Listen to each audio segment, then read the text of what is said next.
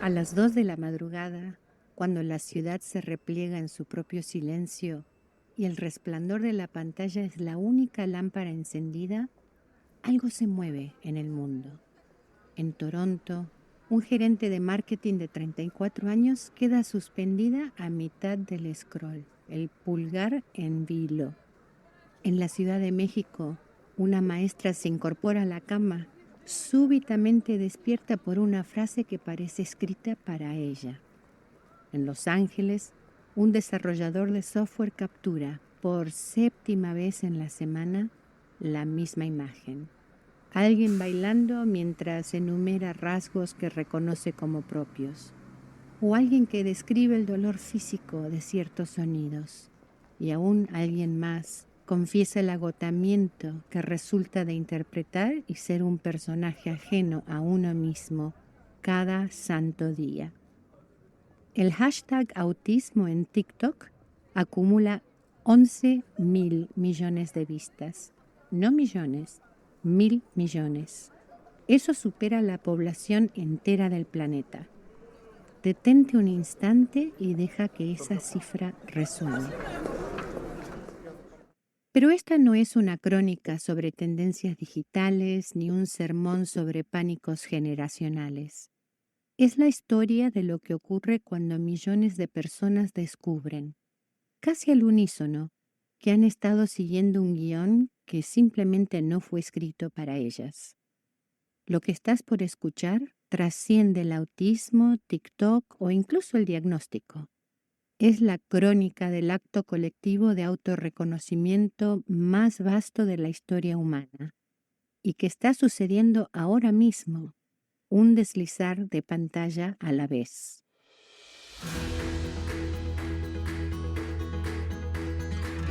Hola, para quienes recién llegan a esta comunidad, bienvenidos. Soy Anita, tu anfitriona, y esto es el podcast NeuroRebel, el podcast bilingüe de la neurodiversidad informada.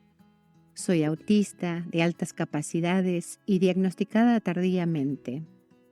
Alguien que pasó décadas creyendo que fracasaba en el arte de ser humana, antes de comprender que triunfaba en el ser neurodivergente. Soy investigadora, es catedrática de Derecho y convencida de que el rigor académico y la experiencia vivida no son rivales, sino compañeras de baile. NeuroRebel existe porque las conversaciones sobre neurodivergencia en revistas académicas y consultorios y medios masivos suelen silenciar las voces que más necesitamos escuchar, las nuestras. Estamos aquí para tender puentes, para traer perspectivas informadas sobre la investigación y experiencias humanas reales. Y también para cuestionar cada premisa sobre lo que significa poseer una mente diferente. No romantizo la neurodivergencia, ni tampoco la patologizo. La comprendo, la honro en su complejidad y aspiro a un mundo donde cada tipo de mente pueda florecer. Porque cuando nos comprendemos mejor, no solo transformamos nuestras vidas, sino que desafiamos las estructuras mismas que nos definían. Hoy exploramos las redes sociales y el autodiagnóstico. ¿Qué significa? ¿Por qué importa? La verdad, lo áspero y la belleza de millones de personas descubriéndose a través de algoritmos. Indagamos cómo TikTok se convirtió en terapeuta accidental y por qué YouTube se transformó en biblioteca de sabiduría. Y además, ¿qué sucede cuando quienes han sido invisibles finalmente se hacen visibles?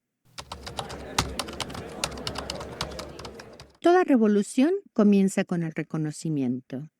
Ese instante donde lo invisible se vuelve innegable, donde lo susurrado se proclama y donde lo patologizado se comprende. Durante la mayor parte de la historia documentada, si eras autista y no encajabas en el estrecho molde del niño blanco obsesionado con trenes, eres simplemente invisible. Se te decía peculiar, difícil, demasiado sensible o demasiada intensa. Te esforzabas en exceso o no lo suficiente. pero nunca eras autista, porque, según los manuales, las personas autistas simplemente no se ven como tú. Y entonces, el punto de inflexión. Quienes habían sido borrados de la narrativa oficial tomaron la palabra, pero no en los espacios tradicionales de la medicina o la academia, sino en plataformas donde transcurre la vida real, donde la autenticidad se premia con corazones compartidos y lo que más anhelamos, el reconocimiento. Hoy quiero compartirles 3 historias sobre lo que sucede cuando el Internet se convierte accidentalmente en terapia, comunidad y espejo. Permíteme contarte sobre Sara. Tiene 42 años, vive en Atlanta, trabaja en tecnología y ha pasado toda su vida escuchando que es demasiado inteligente para ser autista. Como si la inteligencia y el autismo fueran mutuamente excluyentes. Como si la elocuencia te descalificara de tener una diferencia del neurodesarrollo. Sara es afroamericana, lo que añade otra capa de invisibilidad. Porque los criterios diagnósticos para el autismo se escribieron esencialmente sobre niños blancos en los años 40 y aún siguen hoy basándose en esas observaciones. Durante la pandemia, Sara encontró el TikTok autista. No lo estaba buscando. Probablemente navegaba videos sobre sus intereses cuando de repente aparece una mujer hablando del enmascaramiento, del masking. No el pandémico, sino el masking social. Esa forma de ocultar partes de nosotros mismos, de nuestra esencia, para poder encajar en un mundo neurotípico. La descripción aceleró el pulso de Sara. Empezó a observar a otros para descifrar cómo actuar, cómo hablar, cómo presentarse, como si fuera antropóloga estudiando una cultura ajena. Se puso a llorar inconsolablemente ahí mismo, en su cama, a las 2 de la madrugada. Sara pasó los siguientes 6 meses en lo que llamamos su fase doctoral en autismo. No navegaba casualmente. Conducía una investigación exhaustiva sobre su propia existencia.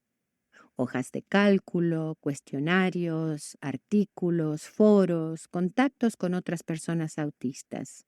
Hasta su pareja bromeaba diciendo que había obtenido un doctorado en autismo con tanta investigación. Y ya los veo venir, porque los escucho y los leo una y otra vez. ¿Ves? Las redes hacen que todos crean ser autistas. O resulta que ahora el autismo está de moda.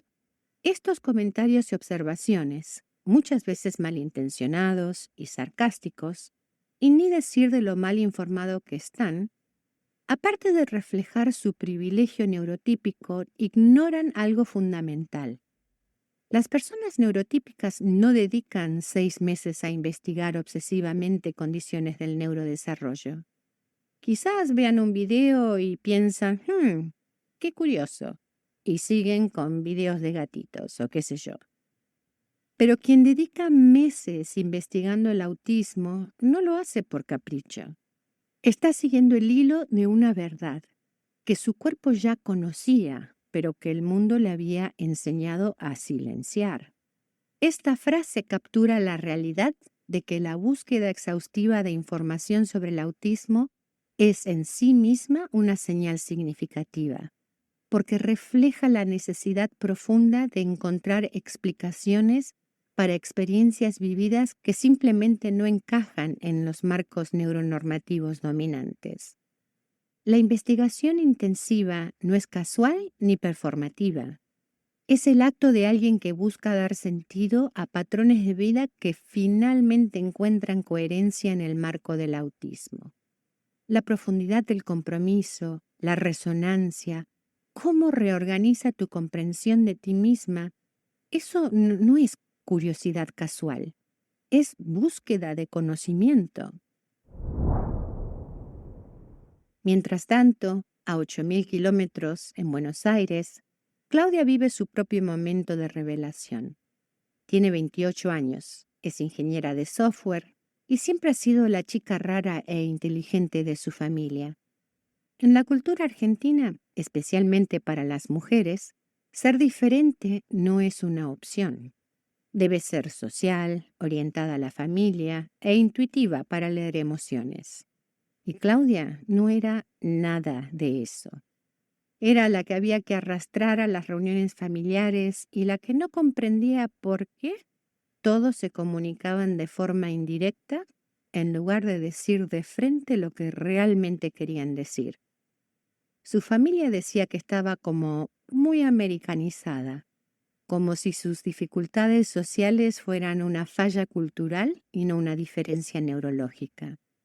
Claudia descubrió contenido sobre autismo en YouTube. Los videos extensos que se encuentran en esa plataforma permiten discusiones más matizadas sobre cómo el autismo se manifiesta en diferentes culturas. Ella encontró una mujer hablando sobre autismo en las familias latinoamericanas, describiendo la presión de ser la hija perfecta, de comprender intuitivamente las dinámicas familiares y, lo más importante, lo devastador que resulta cuando tu cerebro simplemente no funciona así. Esta fue la primera vez que Claudia escuchó a alguien describir su experiencia de una forma que le resonó hasta el alma. La primera vez que alguien sugirió que quizás el problema no era su deficiencia en ser quien era, pero que quizás simplemente era autista y mujer, y ambas realidades podían coexistir perfectamente. Y ahora te presento a Marco, un maestro de 34 años en Manila.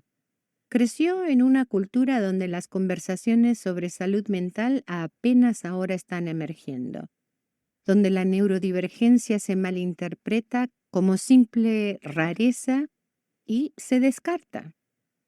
Marco vio un video de alguien explicando la disfunción ejecutiva, es decir, el cerebro sabe qué hacer, pero es incapaz de ejecutarlo, como si existiera una desconexión entre intención y acción. Marco se había enchalecado la etiqueta de perezoso durante 35 años. Su familia lo había etiquetado así. Él creía que era moralmente deficiente y carente de voluntad o disciplina. Qué desgarrador, ¿no? Pero este video que estaba viendo sugería que su forma de procesar era tal vez algo neurológico, es decir, que su cerebro procesaba las tareas de una manera simplemente diferente a la norma. Ahora bien, que te veas reflejado en un video sobre disfunción ejecutiva no significa automáticamente que la tengas. La disfunción ejecutiva es un paraguas bastante amplio que puede manifestarse por múltiples razones, desde el estrés crónico hasta condiciones neurológicas, pasando por factores ambientales o incluso la sobrecarga de información de la vida moderna. Pero lo que sí hizo este video es darle a Marco un punto de partida, un lenguaje, un parámetro diferente a la simplística y errónea etiqueta que le habían puesto. Por primera vez tenía palabras que no eran perezoso o desmotivado para empezar a contemplar su condición. Todo un mundo nuevo de conceptos que no conocían se le presentaron para poder explorar. Y como él, muchos. Te presento a Elena, un compuesto de docenas de experiencias. Ella tiene 33 años, es maestra y ha pasado su vida siendo llamada la rara. Su familia la ama, no hay duda, pero jamás la han comprendido. Se preguntan, ¿por qué necesita silencio absoluto al llegar del trabajo? ¿O por qué ciertas texturas la enferman físicamente? ¿Y por qué, después de enseñar a 30 niños durante el día, lucha para charlar trivialmente con un colega? Elena encontró contenido autista en Instagram. Súbitamente veía mujeres como ella, que hablaban como ella, describiendo sus experiencias exactas. No solo las luchas, pero también las fortalezas. percepción de patrones, empatía profunda, enfoque intenso. Y cuando nunca te has visto reflejada en la literatura médica, incluso un espejo imperfecto puede ser revolucionario. Entonces, estas experiencias personales sirven como trasfondo para entender por qué millones de personas recurren a las redes sociales y al mismo tiempo entender que hay que atravesar un desierto diagnóstico. En Estados Unidos, por ejemplo, una evaluación integral cuesta entre $3,000 y $5,000. La mayoría de las aseguradoras tratan la evaluación autista como cirugía estética, agradable, pero no médicamente necesaria. Las listas de espera se extienden de 6 a 18 meses en las ciudades principales y en áreas rurales es como esperar a que llegue el fin del mundo. En México, la prevalencia del autismo se reporta como 1 en 115 personas, comparado con 1 de cada 32 en Estados Unidos. Y eso no es porque los cerebros mexicanos sean mágicamente menos autistas, es porque la infraestructura diagnóstica apenas existe. Solo el 13% de los centros de atención primaria tienen personal capacitado para intervenciones de autismo. El tiempo promedio para diagnóstico es de 27 meses, requiriendo contacto con 3 profesionales diferentes. Las herramientas diagnósticas están predominantemente en inglés y están calibradas para poblaciones norteamericanas. Y en el resto de Latinoamérica la situación se vuelve aún más compleja.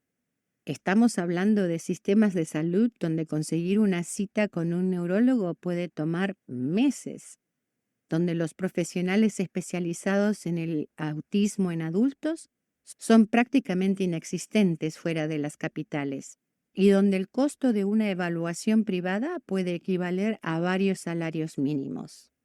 En países como Guatemala, Honduras o Paraguay, muchas veces ni siquiera existe la infraestructura para realizar evaluaciones comprensivas.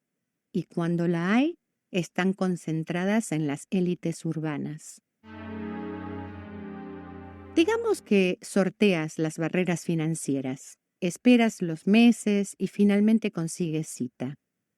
Podrías encontrar un clínico cuyo conocimiento del autismo se cristalizó en 1994 y que cree que no puedes ser autista si haces contacto visual o que piensa que el autismo no afecta a mujeres, personas de color o quien haya aprendido a enmascarar para sobrevivir.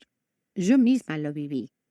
Un psiquiatra me dijo que era imposible que yo fuera autista porque hablaba elocuentemente y lo miraba a los ojos. Lo fui a ver en un momento de crisis y salí de ahí cuestionando mi propia existencia. Entonces, sí, las redes sociales se convierten en el único espacio accesible para explorar estas preguntas sobre uno mismo. Pero también es un terreno fértil para la confusión y la desinformación. Es un problema sistémico que no se resuelve criticando a las personas que buscan respuestas en TikTok, sino reconociendo que estamos ante un colapso de acceso a servicios de salud mental especializados en todos lados.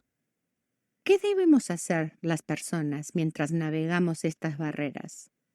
Por supuesto que recurren a Internet.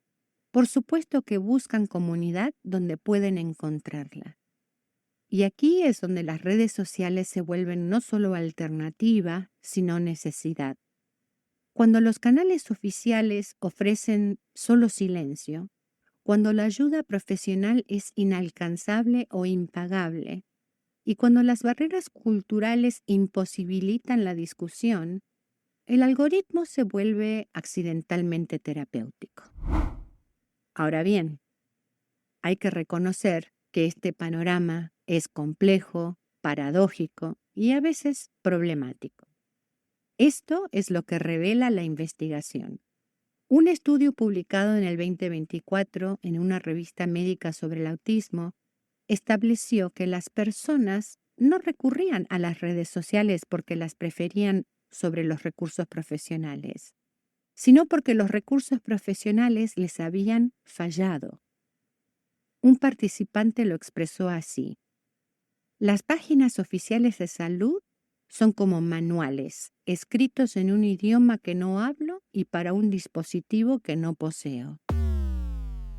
Un análisis de la Universidad de Drexel estableció que de 133 TikToks principales sobre el tema del autismo, encontró que solo el 27% contenía información precisa. O sea, solo el 27%. El 41% estaba equivocado y el 32% era tan generalizado que resultaba ser inútil. O sea, las redes sociales son simultáneamente la fuente más accesible y al mismo tiempo la menos confiable. Es como tener una biblioteca donde 3/4 de los libros son ficción, pero están archivadas en la sección de no ficción. Pero la falta de precisión no es toda la historia. A veces, la información incompleta puede transformar vidas cuando no has tenido acceso a ninguna información.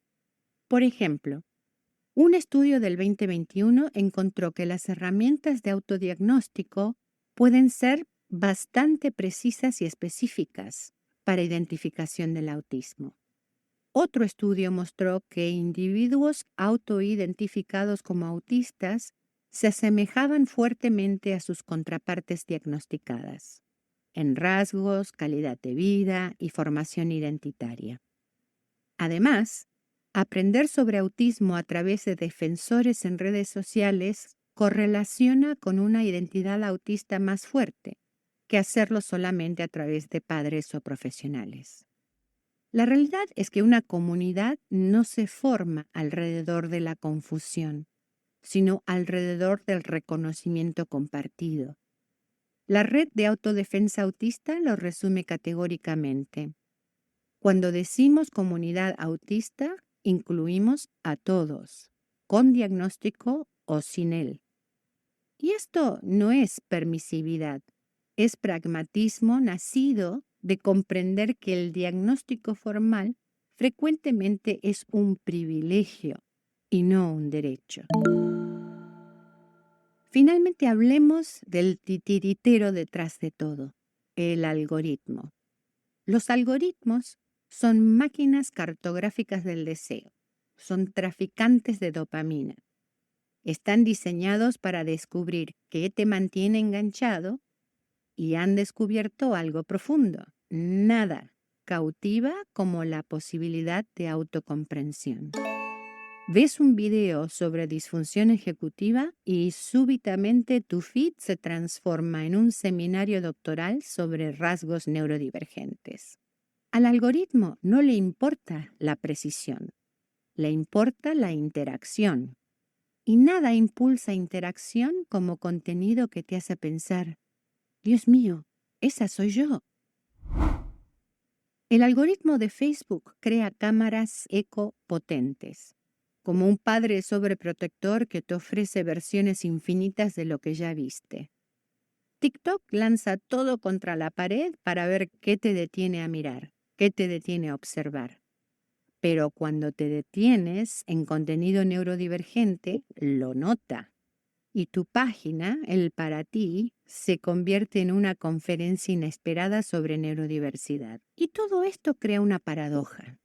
El sistema que ayuda a encontrar comunidad también amplifica desinformación.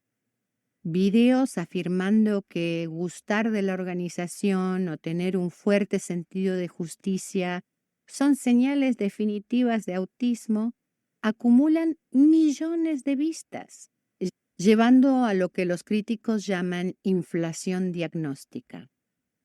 Pero la respuesta neurotípica al contenido neurodivergente es fundamentalmente diferente. Los amigos neurotípicos de Sara ven un video autista y piensan: yo también hago eso a veces, y siguen adelante. No dedican 6 meses investigando diferencias de procesamiento sensorial. No crean hojas de cálculo comparando experiencias infantiles con criterios diagnósticos. Quienes caen en esas madrigueras, pasando cientos de horas consumiendo contenido neurodivergente, eso no es curiosidad casual, es reconocimiento buscando reconocimiento. Y esto nos lleva a una pregunta filosófica que el discurso a menudo evita. ¿Para qué es el diagnóstico? Si es puramente para controlar el acceso al apoyo, entonces necesitamos cuestionar las puertas, no a las personas tratando de entrar. Y si es para el autoentendimiento y la conexión comunitaria, entonces las redes sociales están sirviendo funciones diagnósticas, nos guste o no. El movimiento de la neurodiversidad siempre ha sido sobre más que el diagnóstico individual. Se trata de reconocer que las mentes humanas varían y que esta variación es valiosa y que nuestras sociedades deben adaptarse para incluir todo tipo de mentes. Las redes sociales se han convertido en el espacio organizativo de facto para este movimiento, particularmente para aquellos más marginados por los sistemas tradicionales. La investigación valida estas experiencias. Dice que conectar con comunidades autistas, en línea o presencialmente, correlaciona con mejores resultados de salud mental, formación identitaria más fuerte y reducción del aislamiento. No es lujo, es necesidad psicológica. Pero seamos honestos sobre la complejidad. No todo contenido en línea se crea igual, ni todas las conexiones comunitarias son uniformemente positivas. La evolución profesional sirve funciones importantes que la identificación comunitaria no puede reemplazar. El diagnóstico diferencial importa y descartar otras condiciones también importa. Entender la complejidad completa de la neurología de una persona importa. Lo que necesitamos no es menos participación profesional, sino diferente participación profesional. Necesitamos clínicos que entiendan que el diagnóstico no es sobre controlar lo normal, sino sobre entender y apoyar la diferencia. Necesitamos procesos de evaluación que reconozcan la variación cultural, las barreras económicas y la validez del autoconocimiento. Lo que las redes sociales han creado es algo de alguna forma revolucionario. Personas autistas definiendo autismo por sí mismas y no siendo definidas por observaciones externas de su comportamiento. Es un cambio fundamental en cómo se crea y valida el conocimiento. Durante generaciones, la investigación autista siguió patrones predecibles. Investigadores no autistas estudiaban a personas autistas, generalmente niños, generalmente varones, a través del lente del déficit y del problema. Las redes sociales invirtieron esa jerarquía. Ahora, adultos autistas crean contenido sobre sus experiencias, definen los términos, comparten estrategias que ningún investigador estudió porque ninguno pensó en preguntar. Pero quiero desafiarnos a pensar más allá de las plataformas. De lo que realmente estamos hablando es la democratización del autoconocimiento. Por primera vez en la historia, las personas marginadas pueden compartir sus experiencias sin mediación institucional. Podemos encontrarnos a través de la geografía, el idioma y la cultura. Podemos construir comprensión desde abajo hacia arriba, en lugar de esperar a que gotee hacia abajo. Esto no es ni antiprofesional ni anticiencia, es pro-realidad. Es reconocer que cuando los criterios diagnósticos fueron escritos por y para niños blancos en los años 40, y cuando esos criterios todavía moldean quién es visto y validado el día de hoy, el conocimiento comunitario se vuelve no solo valioso, sino vital. Y pues aquí llegamos cerrando el círculo de la rebelión de la autocomprensión. Si estás escuchando esto a las 2 de la mañana, pulgar flotando sobre tu pantalla, preguntándote, ¿esa soy yo? Sabe esto, tu búsqueda de comprensión es sagrada. Ya te lleve a un diagnóstico formal, identificación comunitaria o simplemente mejor autoconocimiento, es válido. Tu cerebro no está roto. Tus diferencias son reales. Tus luchas importan. Y tu búsqueda de tu gente no solo está justificada, pero es necesaria. Como dice Octavio Paz, la realidad no es de este mundo, pero tampoco de otro. Es de todos los mundos posibles. Y cada uno de nosotros la inventa, la descubre o la padece. Gracias por compartir este tiempo conmigo. Gracias por escuchar con mente y corazón abiertos. Por ser parte de una conversación que está transformando cómo comprendemos las mentes humanas. Si este episodio resonó contigo, compártelo, suscríbete, cuéntale a tu gente y sobre todo, hazte escuchar. Tu voz importa. En un mundo que lucra con tu duda existencial, la autocomprensión es la rebelión definitiva. Yo soy Anita y esto es NeuroRebel.